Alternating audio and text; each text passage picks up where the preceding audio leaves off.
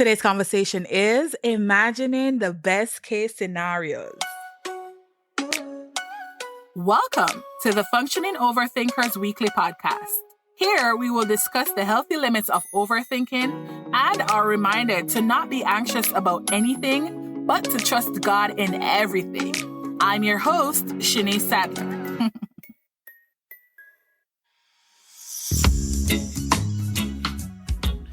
Today, we're discussing what it means to imagine the best case scenarios and being in a world that is now considered #Delulu.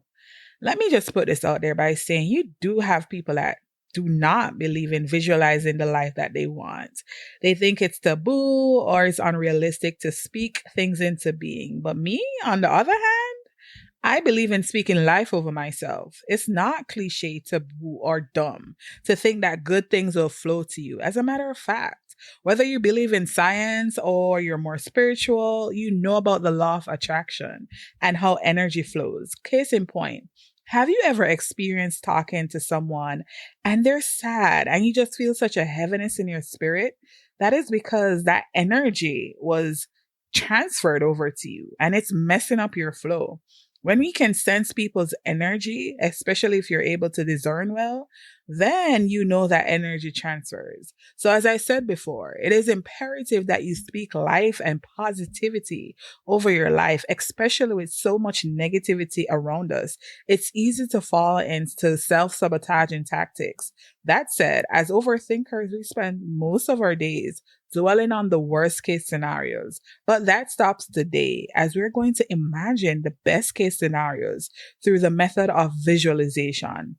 Does anyone knows what visualization is? Have you ever heard of this before? If so, comment below and let me know if it has ever worked for you. And for those of us that don't know what it is, let's dive into it. What is visualization? I'm not talking about a vision board. I'm talking about envisioning yourself in the best scenario of your life, whether that means leaving that relationship that is toxic, whether that means moving out of your mother's home, whether that means finding a new job, starting a new job, or becoming an entrepreneur. Whatever that means living your best life, visualizing that, right? So with visualization, you're meant to self-assess. In order to get where you need to be, you need to understand where you're currently at. And most of us don't understand where we are. We don't understand who we are. We don't understand ourselves. You cannot move from point A to point B without knowing what you're moving away from, right? The great thing about this is that as overthinkers, we would have already known what it means to think a lot, right? So all we have to do now is put a positive spin to it. We have to think about our strengths or weaknesses, what triggers us and what brings us peace. That's all with self-assessment. You have to self-assess. You have to think about your past in order to think about your future. It's not something you can get away from doing. Like if you want more for yourselves, you have to sit in silence and, thoughts may come up that you are trying to push back, years now. Thoughts of maybe suicide, thoughts of maybe self-doubt, thoughts that we don't want to deal with.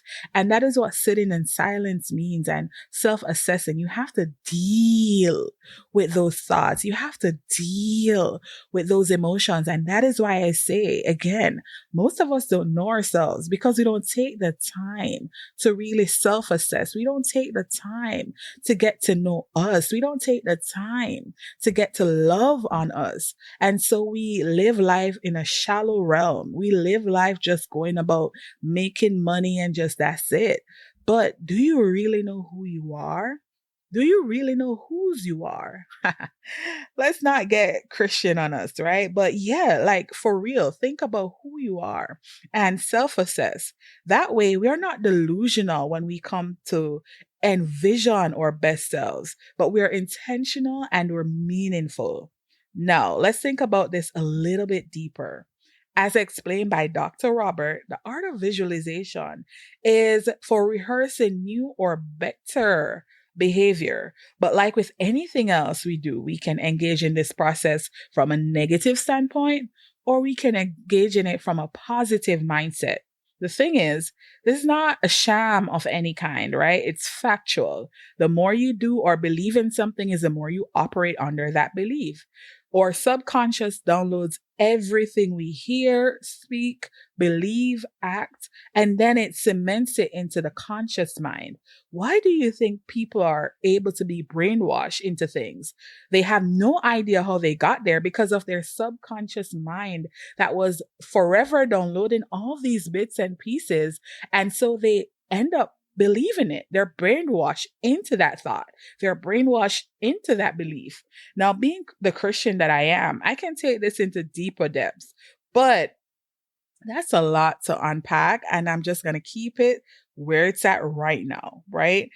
All in all, we're going to need to have a mindset shift if we're going to envision the life that we want.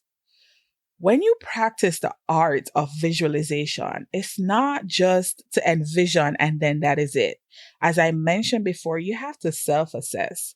With going through self assessment, you meditate to purge old self sabotaging thoughts and then to fill yourself back up with self love and self reassurance. Now, it's easy said than done. It's an art that requires patience, honesty, empathy. You have to be honest with yourself and to figure out what it is that you want out of life. This is not the time to be shallow. During this time, you have to find yourself digging up old wounds, conversations, maybe even apologizing to a friend just to get closure. Because the truth is, many of us are walking around with broken trust. And trust is impossible for anyone to feel if we don't deal with that mistrust from in our past, right? We place our bar so high that no one can get to it. And what is that? What is that way to live if we can't trust people? So yeah, we have to revisit old wounds. We have to close certain chapters. We have to revisit to move forward. But once you're able to do your self-assessment thoroughly, then you would be able to move forward. And that is why in my program that I have, the Empowered Mind Blueprint, I teach my clients, right? You have to self assess. And once you get past that, once you get past the hurt, you're able to release it. Some benefits of visualization includes increased positive thinking, decreased stress and anxiety, optimized performance, elevated confidence, and motivation. The more you're able to visualize good, the more you're able to feel good and operate in a positive vibration. So let me tell you, story time, right? Let me share with you how visualizing my life led me to starting this podcast because it didn't start just overnight. It's been a thing, right? Similarly to Mel Robbins from the Mel Robbins podcast, great woman. This tool has made a difference in my life. About 2 to 3 years ago, I saw myself talking to a large group of people like myself. I am a functioning overthinker and I know that I'm different, but I know as well that there are others like me. I didn't know that the podcast would have the name, of course, but I know that every time I envisioned myself, it showed me serving others with experiences and knowledge based on what I know and based on what I've went through on a large platform. Now I'm a professional coach and a podcaster helping hundreds of clients overcome imposter syndrome and experience a mindset shift. So what did I do? How did I get here? I started to operate under that vision. I aligned myself with the right people just to make that happen. I didn't just talk the talk, I did more. I'm now walking the walk because I envisioned myself doing that. What are you envisioning for your life? What are you doing? Like, how do you see yourself? I'm going to ask you some questions and I want you to answer as though you're your ideal self. So maybe 5 years down the line or 3 years down the line, I want you to answer as that person. What do you currently do for work? What are you most proud of? Describe the people surrounding you in your business and your personal life. What is your favorite way to spend your downtime? What do you do now that you didn't do years ago? Do you have any regrets? Now that you've gotten into the habit of imagining your best case scenario, you must set actionable goals to achieve all that you're envisioning. As I said before, it's not just envisioning and then that's it. You have to set actionable goals. And what do I mean by actionable goals? I mean bite sized goals that do not scare you from achieving the bigger goal. So you set actionable goals and you give it a date. Every goal that you set, you give it a date. Any goal without a date is just a dream.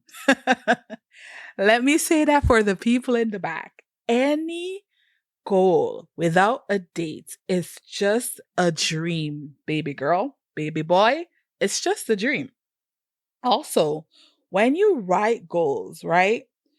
Give yourself time to accomplish it. So even though you're dating those goals, make sure you're dating it in a reasonable fashion. Don't think that you're going to lose 50 pounds in 2 weeks. I mean, what kind of diet is that? By the way, if you do have a diet that allows you to lose 50 pounds in 2 weeks, please to give me the secret sauce because baby, I've been trying for the long time to lose this belly and it's not going anywhere. So give me the secret sauce to that. But yeah, all jokes aside, give yourself time to accomplish those goals. All in all, right, at the end of the day, we must continue to understand that life is here for the taking. Stop dwelling on the negative or just being afraid to branch out. You want a better life? Go get that better life. You want a husband? Go get that husband. You want a wife?